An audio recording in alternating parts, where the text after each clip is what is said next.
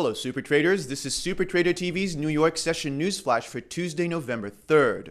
In Asian markets, Japan's Nikkei 225 index fell over 2% today, led lower by the iron and steel sectors. Hong Kong's Hang Seng index appreciated today after yesterday's positive Chinese manufacturing data. Japanese yen futures are consolidating against a gaining US dollar. The Australian dollar is showing its strength after the Reserve Bank of Australia held interest rates at 2%. The New Zealand dollar has paired early gains and is now trading lower ahead of today's dairy trade reading. In European markets, major European stock indexes and Euro futures are dipping lower after underperforming employment and construction data prints. A Spanish unemployment reading and a UK construction PMI print came in below expectations. In U.S. markets, the U.S. dollar and major U.S. stock indexes made large gains yesterday. This was following a positive day for European stocks and U.S. manufacturing data that beat expectations. U.S. index futures are moving slightly lower, while U.S. dollar futures are currently gaining.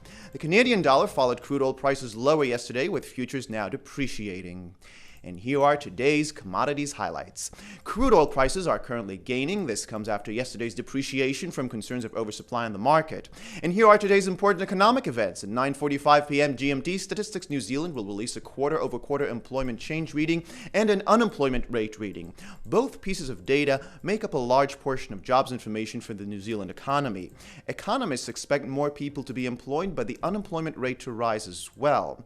And tentative for today is New Zealand's global dairy trade data. This measures the change in average price of dairy products sold at auctions. Since dairy is New Zealand's primary export, this print is a leading indicator of the nation's trade with other countries. This was Super Trader TV's New York session newsflash. Have a happy and profitable trading day.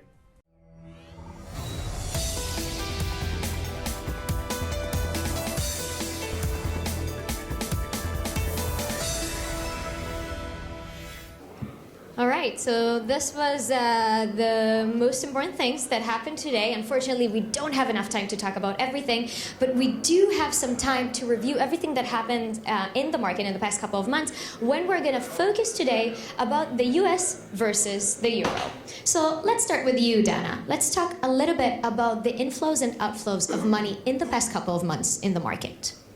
Okay, so when we take a look at the market in 2015, we can divide it into two. Before the Chinese devaluation and after the Chinese devaluation. September and August. The devaluation was on August 11th. Since then, you can see the meltdown of the markets, mostly the emerging markets and also the developed markets, meltdown of all the equity and the bond indices, major in the currency, also the depreciation of the emerging markets currencies. But surprisingly, October was a very good for the equity market, especially the US equity market, looking at the performances of the S&P and the NASDAQ reaching new highs. And this comes from someone that always in our live broadcasting, you're always the pessimistic one. If I have to sum what I believe is going to happen till the end of the year, we're going to stay with the safe haven currencies, the euro and the dollar. The US dollar will be stronger than the euro since the probability for the hike is higher now. You can see the US dollar appreciating against the euro. I believe that we can see the equity will stay flat till the end of the year. The earnings seasons, we are over the hike of the earnings season was better than expected. Maybe that boosted the equity market as well, probably. So I won't believe that we're going to see any more volatility, high volatility in the equity market. The bond market will stay strong. The treasury will stay till the decision of the hike will stay those levels. That's the things I can see to the end of the year. So staying pessimistic a little bit, but at the same time saying that we might see a rate more hike. More optimistic than used to be. Okay, that's all we can ask for. And Andrew Lane, from Acuity Trading, you specialize in news sentiment. How are you making your technology into a tool that allows us to understand and analyze the market better? Hi, thank you. Yes, that's quite right.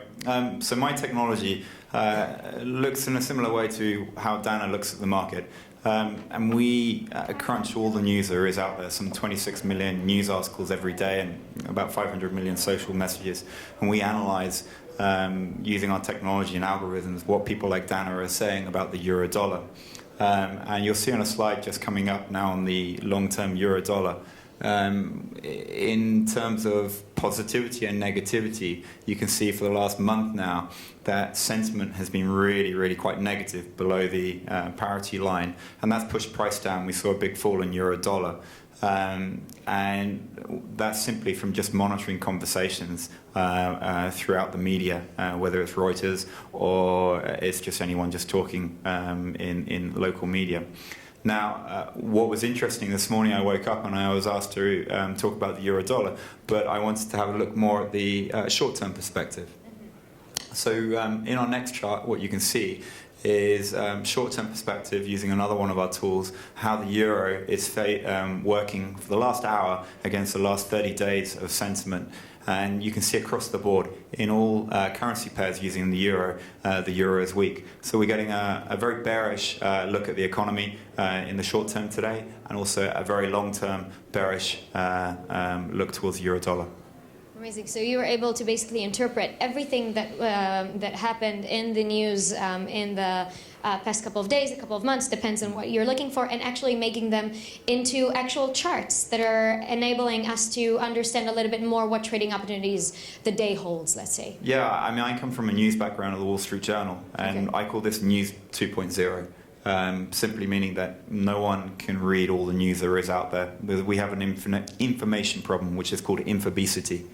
Just far too much information out there. Our tools do the best work in interpreting all the information out there. Impressive, thank you. And we have Yaron Mazor, and what we usually do is we take Andrew Lane's technology, we take Dana's pessimism outlook on the market and all the other inputs that you're giving us, and we're making them into a trading opportunity, also using our own SuperTraderTV organic trading system. Can you elaborate a little bit? Yes, but today I would like, I have a great opportunity to take the advantage of the crowd wisdom, and you are here with me today. So, ladies and gentlemen, put or call, what do you think? The euro-dollar exchange rate will rise or fall? Please raise your hand, help me here.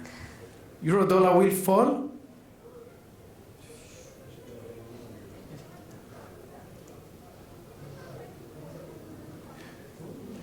Okay, will the euro-dollar exchange rate rise?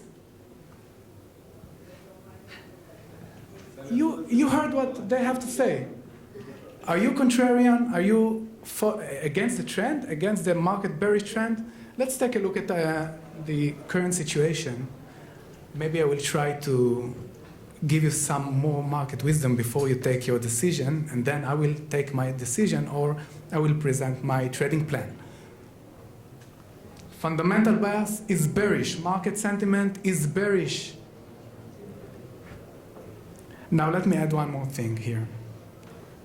The CFTC, the last CFTC Commitment of Traders report shows an increase in the US dollar net long position as well as decrease in euro net long positions. Now these are the large traders that are placing their bets in the market, and they are presenting the direction, the market direction. Now what do you think? Will the euro dollar exchange rate will rise? Okay. You're still contrarian. The only one here. Okay, will the euro dollar exchange rate will fall at least until the end of this week? Okay, great. Okay. So it's the money time, and I'm here for the money time. And looking at and when we are trading, or when we have few steps of trading stages. The first one is the forecasting, and now it's the timing stage, where we are deciding whether to take the trade or not. Now, looking at the intraday technical analysis measures, we can understand that the market is below the average, meaning it's oversold.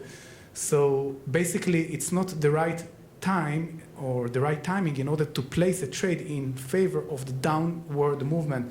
And this is what my approach is to follow, of course, to follow the market movers, the institutionals, the major trend, and of course, you guys that provide me with some more wisdom. So basically, it's not the right timing, but Having said that, here's my trading plan.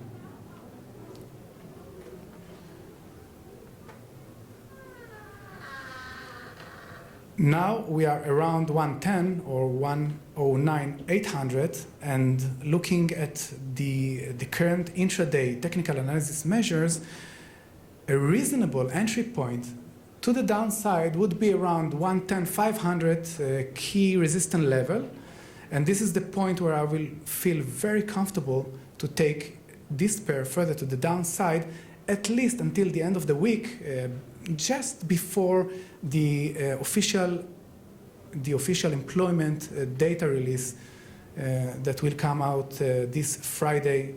We all know that the NFP is providing a strong impact on the market, and I really don't know what to do. I cannot predict whether we are going to see upward or downward movement, high volatility, and that's why I'm going to look for an entry around 110,500. And my expiry time or my exit point here would be slightly before the NFP print. It can vary between today, 11:30 GMT, to around November 5th, 5 p.m. GMT. And my trade, of course, my favorite direction is downside, meaning I'm bearish on this pair and I will take a put position. And this is my trading plan as for now. And one more thing, money management. This is the last part of our trading decision process. It is very important, and actually it's a key factor for traders' success. And here we are managing $50,000 account. If my account size is $50,000, our basic investment per trade in binary option product is around $50 US, and this is the amount that we are willing to risk for each and every trade. This is the basic amount, and I will stick to the same amount in this particular asset or in this particular trade idea. And as it is a short-term trade, and usually when we are increasing the number of occurrences, when we are increasing the number of trades we are making, we are reducing our risk exposure for each and every trade. And that's what we do here in SuperTraderTV. We stay simple and we trade with realistic expectations. Back to you, Ronnie. All right, thank you, Yaron. So basically, as you were mentioning, we're taking the opportunity, US versus the euro.